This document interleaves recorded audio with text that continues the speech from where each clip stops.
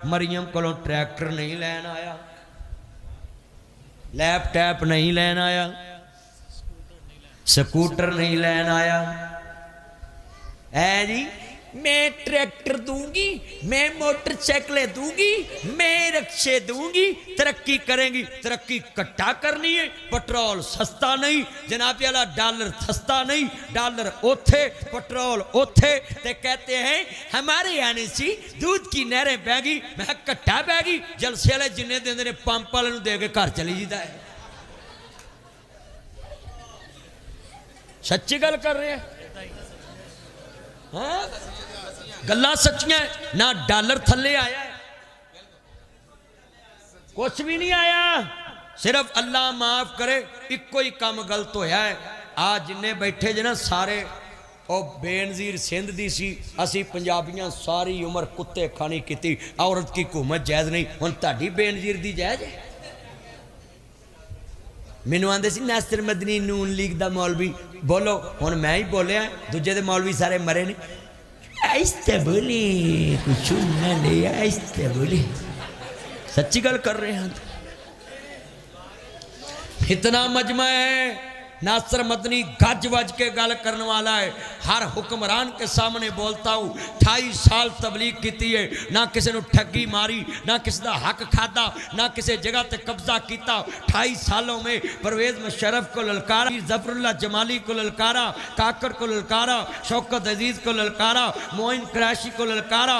लोगों में इतने हुक्मरान देखे हैं, सुन लो जरा ध्यान से। सरदारी, नवाज शरीफ, बेनजीर जनाब सब दे दौर देखे। 2007 में बेनजीर जनाब शहीद हुई, तो मैं गया समुंदरी फैसलाबाद जुमा पढ़ाउन। ये 2007 की बात है, लोगों लिख लो। नासिर मदनी सच्चा, मैं जुमला कहने लगा हूं, तुसी जानते जे मेरी जुत्ती नहीं लभदी। दूजा अपने अबे को होर लिया, होर लिया। फरूक वेला ये प्यार करते हैं बच्चे मेरे ना, अल्लाह दी उम्र च बरकत पाए, कहो आमीन। अच्छा इन्ने बंदे बैठे, अब मैनू कई जलसियां जाते, ओ जी मेरी जुत्ती नहीं लभदी। मैं क्या मर जाए, तू जुत्ती नूं रोना है? साडा सदर जरदारी 2 बार सदर होया, उन्होंने बुढ़ी दे कातल नहीं लभे, तेन जुत्ती दी पई है। सच्चियां खरियां गल्लां।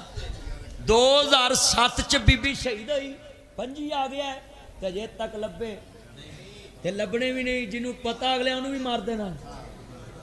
हाँ वे भी सदर, 2 बार सदर। तो जो इन्ने बंदे बैठे जे, और मैं बड़िया बड़िया का सामना लाल मस्जिद के मसले तो मुशर्रफ दौर च मैं ही बोले। मैराथन रेस हुई, गुजरां वाले छित्र असी खाधे। आप वड्डियां मसीतां वाले मौलवी उदों भी सुखी बैठे रहे, तो हुण भी सुखी। मैं एक मौलवी नूं कहा गल सुन, लाहौर बड़ी वड्डी मस्जिद का इमाम, इस्लामाबाद बड़ी वड्डी, मैं गल सुन, एक सड़क के पासे मैं खलो जाना, एक पासे तू खलो जा, वेना बंदे किधर बहुते आउंदे।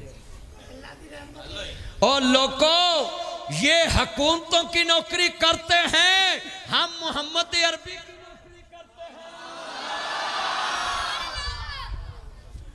जेड़ा मोहम्मद अरबी की नौकरी करे, रात के 1:45 बजे भी चन्न मक्खन घेर के बैठे होंदे ने।